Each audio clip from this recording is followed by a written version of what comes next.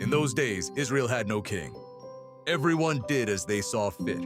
This stark summary from the Book of Judges isn't just ancient history.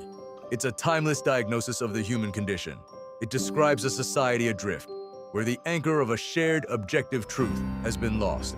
When truth becomes purely personal, a matter of what is right in one's own eyes. The inevitable result is chaos on a national scale. The Book of Judges is a repeating cycle. The people forget God, fall into sin and idolatry, are oppressed by their enemies, cry out for help, and are saved by a judge, only to repeat the cycle once peace is restored. As one biblical scholar notes, the phrase, "everyone did as they saw fit," is the book's haunting refrain. It signifies a spiritual lawlessness, where the people, despite having God's law, chose to ignore their true king and follow their own impulses. It was a nation spiraling into moral confusion and division. This isn't a uniquely ancient problem. Consider the Roman Empire. At its height, it was a beacon of law and engineering. But as its moral fabric frayed from within, as personal indulgence replaced civic virtue, the empire crumbled. When a society's elite does what is right in their own eyes, ignoring justice and the common good, the foundations begin to crack. Today, we see a new version of this in our digital world. We curate our own realities, living in echo chambers where our own views are affirmed.